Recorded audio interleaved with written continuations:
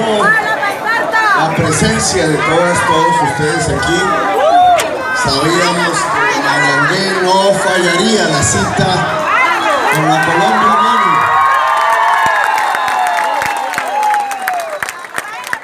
Hoy tenemos esta manifestación que demuestra la fuerza, que la verdadera transformación, que los deseos, las esperanzas por un país diferente cunden, se han vuelto ya fuerza mayoritaria en el Caribe colombiano.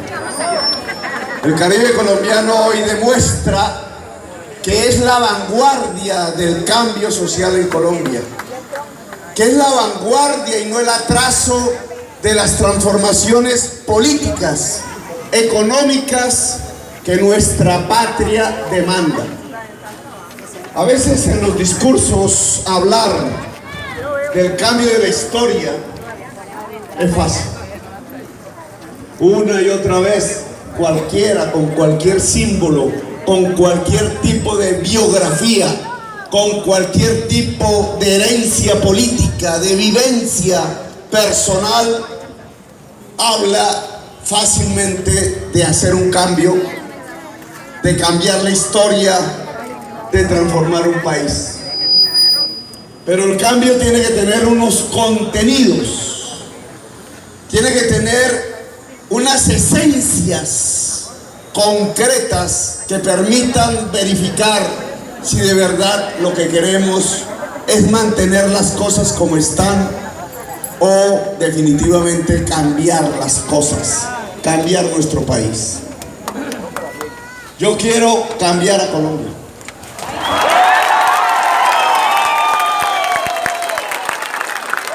No tengo otra intención.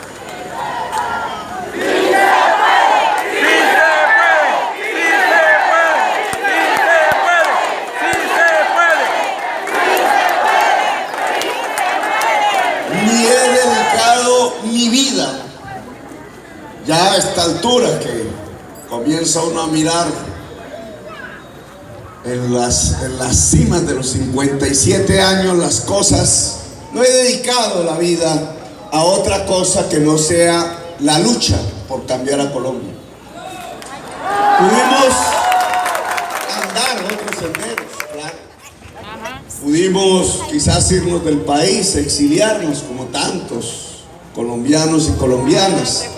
Pudimos coger quizás los senderos de los negocios como tantas personas hacen, de intentar enriquecerse con éxitos o con fracasos.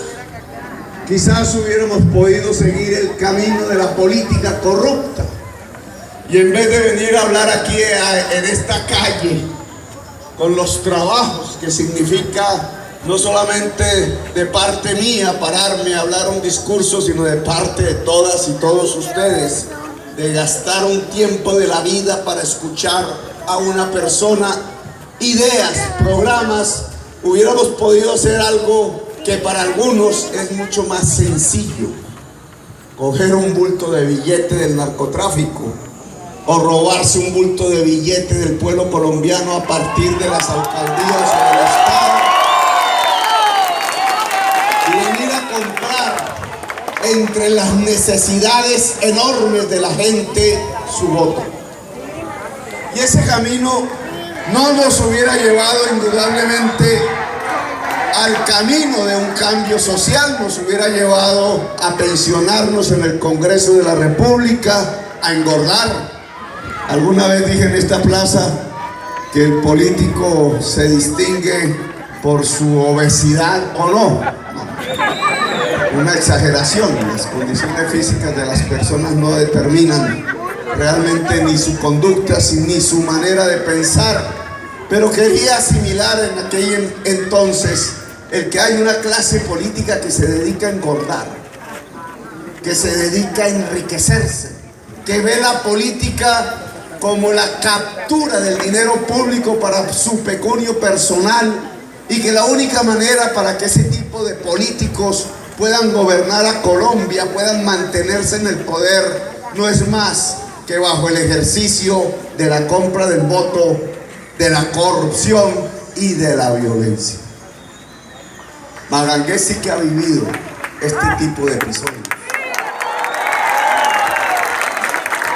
Correspondió a mí, por un deseo de mostrar la realidad, allá hace ya bastantes años, cerca de 15, 14 años, demostrarle a Colombia cómo este tipo de políticos y estadistas que han manejado a Colombia, estadistas entre comillas, muy bien vestidos, con corbatas bien puestas, con lujosos comportamientos, con un estilo de vida que nos lleva a vivir en los clubes privados de las grandes ciudades o fuera de Colombia, al final no pueden gobernar este país más que a partir de una alianza sucia, oscura, clandestina, que les avergüenza, sí, que no les da la gana de publicitar porque les avergüenza. Vergonzantes son, con una serie de clanes familiares a veces, con una serie de culturas políticas, con una serie de castas de la política ligada al narcotráfico. Por eso es que ustedes observaron no solamente el abrazo entre un presidente como el presidente Uribe y una señora como la gata. Espero sea de ingrata recordación en el municipio. Pero también observaron meses después, incluso a nuestra denuncia, que ese mismo abrazo se lo daba a Vargas Lleras. Un besito en la mejilla del lado izquierdo para Uribe y un besito en la mejilla del lado derecho para Vargas Lleras. Y la pregunta que uno tendría que hacerse es: besito que iba acompañado de un buen fajo de billetes, una cauda de dinero cuya destinación al final no era otra que la compra del voto del pobre. Así se ha gobernado a Colombia, porque mientras por un lado el político estadista, entre comillas, aparecía en la televisión hablando de la inflación, de los problemas mundiales, de la lucha contra las drogas, de la necesidad de perseguir al joven adicto y meterlo en la cárcel, como dicen hoy, de perseguir jóvenes por los barrios, de meter el ejército y la fuerza pública a regiones enteras, bajo la consigna de que eso traería la seguridad de la gente. Por el otro lado, sus aliados, los oscuros, los clandestinos, los que no se muestran en público, iban descabezando gentes, iban desmembrando personas, iban ocasionando masacres, iban asolando el territorio nacional, y eso que llamaban seguridad en la televisión se convertía en la práctica en el despojo, el desplazamiento, la expropiación masiva de bienes, de tierras, de vidas de la gente. Y entonces en Colombia ha aparecido una especie de política de la esquizofrenia, una doble moral de la política, una hipocresía, la mentira vuelta a gobierno, la mentira vuelta a política, formas decentes por un carril ante la televisión, los medios, el mundo internacional, el whisky en una mano y la realidad sanguinolenta del narcotráfico, de la masacre, del genocidio, de la barbarie. Ya no el whisky en una mano, sino el vaso de sangre de la gente colombiana. Una política esquizofrénica que refleja lo que queremos cambiar. Porque eso es lo que queremos cambiar. El cambio no es simplemente de Beijing. El cambio no es simplemente de la forma como se viste un candidato, si su sonrisa es hermosa o no, si hay que pintarse las canas o ponerse las canas para que uno se vea más joven o viejo. La política no es el cambio de una sigla política. Y entonces ahora nos llamamos de la U y ahora nos llamamos del Centro Democrático, porque la palabra centro y democracia nos quita el barniz del paramilitarismo. Eso no son los cambios. O llamarlos cambio radical. ¿Cuál radicalidad de qué cambio? ¿Será que cambio radical cuando gobierna es radicalmente que se mueran los niños de desnutrición, de hambre? Que la secunda por el país. Hasta han trabajado en el maquillaje, la falsificación de los títulos. Y entonces yo veía por Twitter no hace mucho en las redes: oiga, este candidato es el mejor porque sabe hablar muy bien el inglés. Pablo Escobar sabía hablar inglés. Y Samuel Moreno, para no hablar de casos ni paisas ni caribeños, estudió en Harvard. Y cuando uno empieza a ver los títulos de Harvard en una mentalidad típicamente colombiana, porque hemos tenido una élite política hereditaria, apellidos y linajes que se suceden a través de las generaciones, y que ha permitido entonces que una minoría, muy minoría de Colombia se convierta casi por decreto divino, entre comillas, en los gobernantes de Colombia. Pues ese tipo de privilegio les ha permitido tener todo el tiempo del mundo para estudiar. A diferencia de la mayoría de los colombianos y las colombianas, que todos los días tienen que luchar sobre la tierra, sobre el polvo, sobre las calles, sobre la triste y a veces alegre realidad de nuestro país, luchar todos los días por sobrevivir. Un pequeño grupo de colombianos ha tenido el privilegio de ni siquiera saber qué es el trabajo, porque nacieron bajo y en las cunas del privilegio en Colombia. Y uno podría esperar de esas personas, una vez niños, una vez jóvenes, que por lo menos estudiaran. Claro, con todas las oportunidades del mundo pueden ir a las mejores universidades del mundo.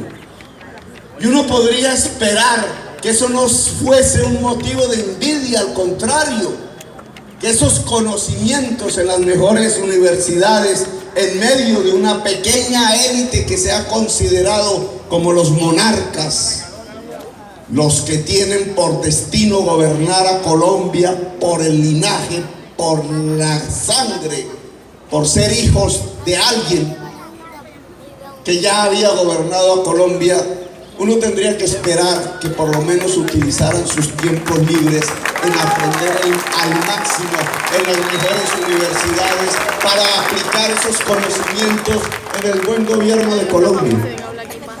Y cuando empieza a escudriñarse, empieza a detectarse la inmensa, profunda y triste realidad de la clase política colombiana. Ni siquiera van a estudiar. Pagan por internet un curso de 4 días, como está escrito en inglés, como es en una universidad importantísima del mundo, como nuestra prensa no investiga, sino que cuando se es hijo del linaje, entonces se tiene no solamente la inmunidad judicial, sino la inmunidad ante las investigaciones de la prensa. Descubrimos que no estudiaron siquiera. Ni trabajan, ni estudian, ni saben dónde queda Manangué, ni saben cómo vive un campesino de Colombia, cómo sufre una campesina de Colombia, ni saben del quehacer de todos los días de la señora que vende arepa de huevo en la esquina, o del señor dueño de la perrada de Richard, a ver si puede sobrevivir con la perrada de Richard. No conocen del pueblo, no conocen de Colombia, maduran biches, los maduran, simplemente se creen que por privilegios pueden gobernar a Colombia y eso sí que da hasta tristeza en el alma. Desaprovechan su tiempo que podrían estudiar perfectamente en lo mejor del mundo y simplemente trafican con los títulos para venderle a la prensa que se especializaron, que son doctores y no son doctores, no se especializaron, no estudiaron, simplemente fueron a pasar unas vacaciones en Harvard y se trajeron un papelito para decir: oigan, yo sí sé, yo estudié en Harvard. El cambio político consiste en otra cosa. El cambio político definitivamente no es de bodas, definitivamente no es de sonrisas, no es de caras pintadas, no es de cambios de nombre. El cambio político tiene que ver con cosas más esenciales. El cambio político tiene que ver con que en un gobierno la gente pueda vivir mejor. Y no simplemente los amigos de uno, los familiares de uno, los que podrían construir un nuevo linaje, que vivan mejor millones y millones de colombianos y colombianas en todas las regiones del país. Y bajo esta perspectiva de lo que significa el cambio, entonces es que se construyen los programas, las ideas, lo que se le propone a un país para que vote o para que rechace, si quiere, esas posibilidades, esos programas, esas ideas. Miren las cosas que tenemos. Colombia es la tercera sociedad más desigual del mundo. Esa desigualdad no está propiamente en el barrio Chapinero de Bogotá, no está propiamente en la Casa de Nariño, no se siente propiamente en los barrios de la clase media colombiana. Esa desigualdad se siente en el territorio, se siente en Magangué. ¿Saben ustedes cuál es el índice Gini de la tierra, ojo con esa palabreja, de la tierra en esta región? El índice Gini es un indicador de técnicos que mide la desigualdad. Su máximo nivel, 1. La máxima desigualdad, como si en alguna parte de toda una población de 10.000 personas, solo una persona tuviera todo, los demás nada. Eso se llama 1. ¿Saben cuánto es el índice de desigualdad en la tierra en Magangué? 0,76. Casi que toda la tierra es de 1. Yo diría 1. 0,76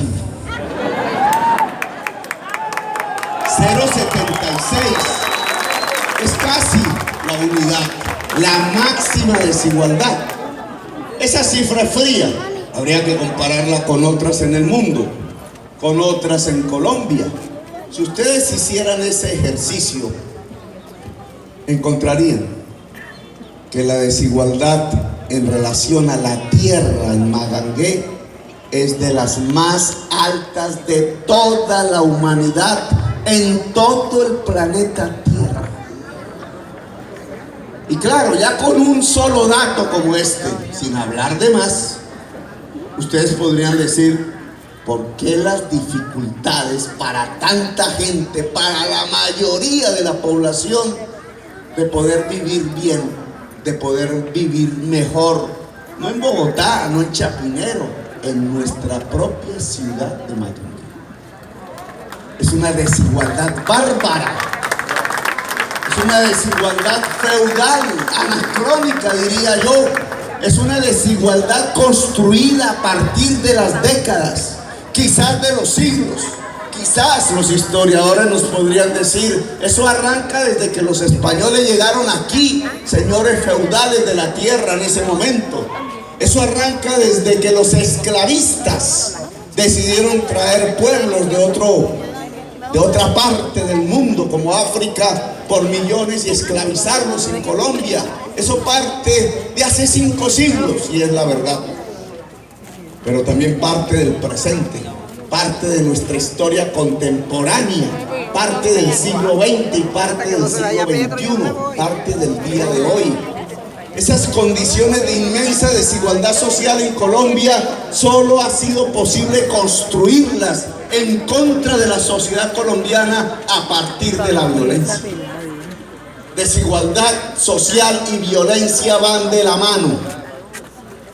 Por eso cuando ustedes encuentran candidatos de los linajes, de los privilegios, que intentando captar la mayoría del voto dicen cosas como, por ejemplo, ayer por televisión, no es que hay que llevar 80,000 personas a la cárcel, no, es que hay que llevar a los jovencitos y a los niños que incumplen con la ley y cometen crímenes a la cárcel, niños de 12 años a la cárcel.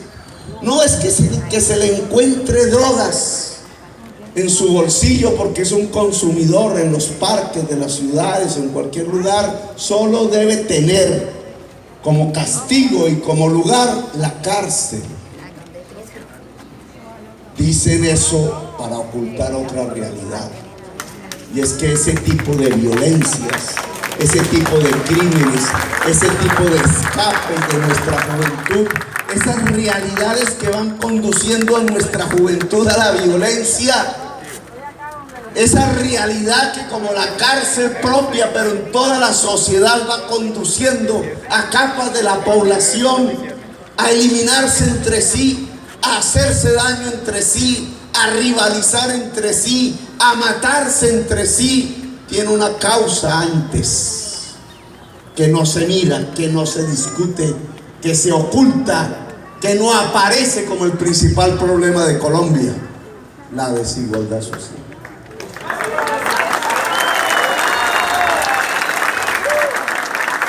Así como nuestros estadistas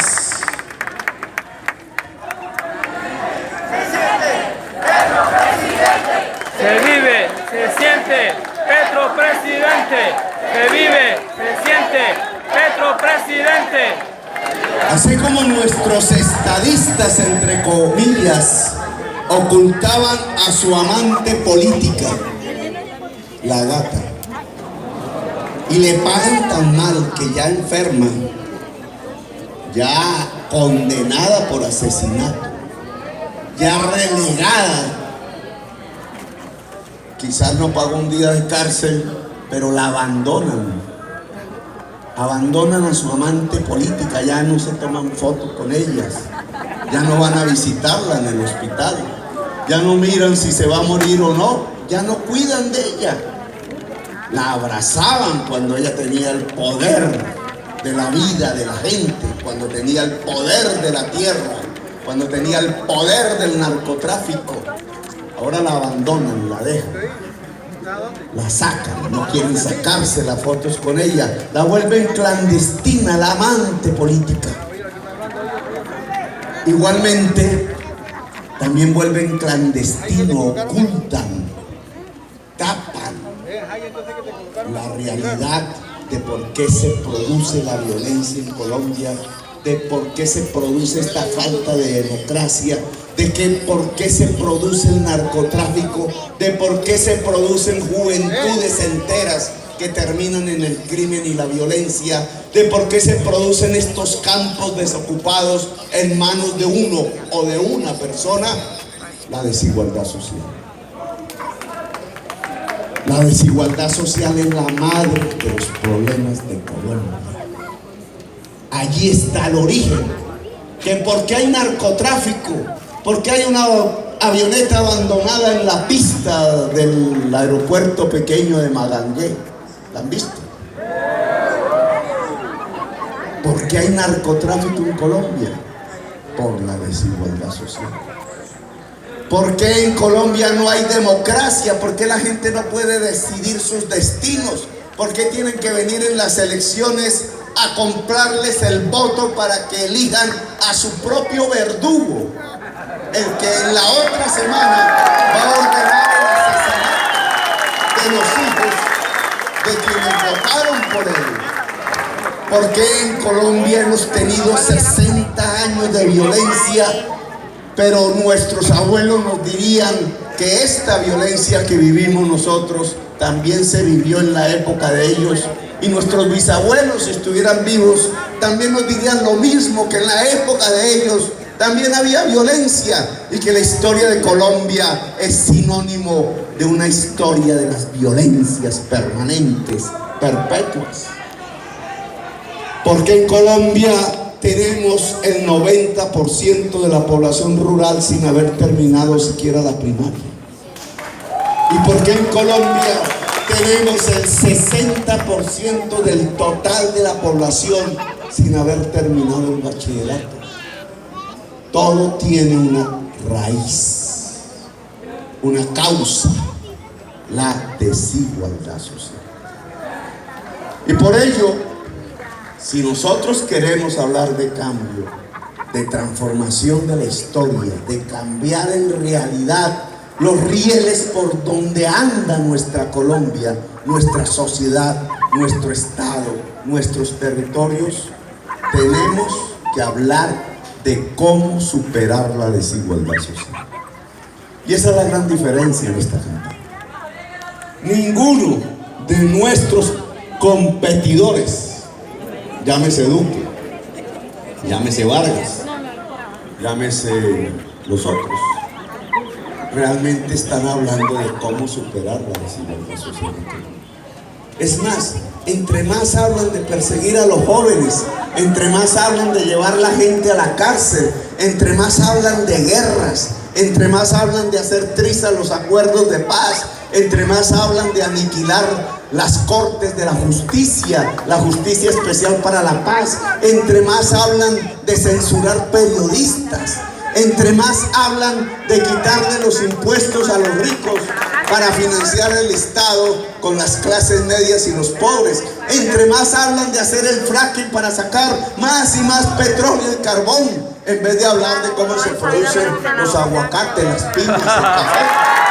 Mientras más hablan de cómo utilizar el agua para contaminarla en las grandes minerías o bajo las fumigaciones con el glifosato, dizque bajo la tesis de acabar con el narcotráfico en Colombia. Mientras más hablan de eso, es porque menos quieren afrontar el principal problema de Colombia, que es la desigualdad social. Pues Petro y la Colombia Humana lo que propone como programa de gobierno es acabar con la desigualdad social en Colombia.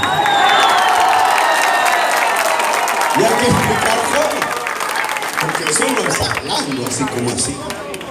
Si no lo han hecho en 2 siglos, si perdieron el tiempo haciendo cursillos de veraneo en Harvard en vez de haberse puesto a estudiar en realidad la economía, la historia, la filosofía, la sociología de la humanidad, nuestra historia presente, si ignoran hasta nuestra historia, pues obviamente no están interesados en solucionar los principales problemas complejísimos de nuestra sociedad.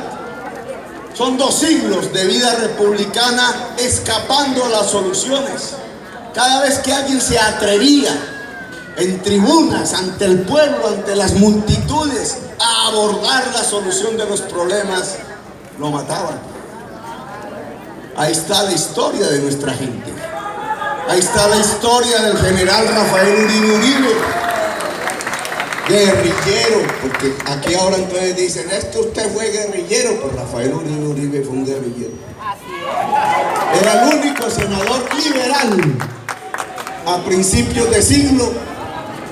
No es el Uribe de los malos, es un Uribe de los buenos. Andaba por estas tierras a caballo en su época con las ideas del momento. ¿Qué proponía Rafael Uribe Uribe? Justicia social. Justicia social, siendo el único congresista liberal en un congreso que era el de la Constitución de 1886, después de otra de las violencias que se llamó la Guerra de los 1000 días, que vivieron nuestros abuelos, nuestros bisabuelos. Lo asesinaron a machetazo limpio en las puertas del Capitolio en la ciudad de Bogotá, porque tenía ideas diferentes. Y desde esa historia, para no hablar más detrás, un presidente con orígenes, entre otras cosas, costeño, Alfonso López Pumarejo, por lo Pumarejo, costeño, caribeño, se atrevió a hablar de reformar la tierra en Colombia. Él no tenía los avionetas y los aviones desde donde hoy podemos ver quizás con mejor claridad lo que pasa. Quizás andaba en algún carro en las carreteras de aquel entonces, en los años 30 de este país. Quizás a caballo y a mula o por el río Magdalena. Que andar no era andar, más bien navegar por el río Magdalena nunca se nos debió haber olvidado.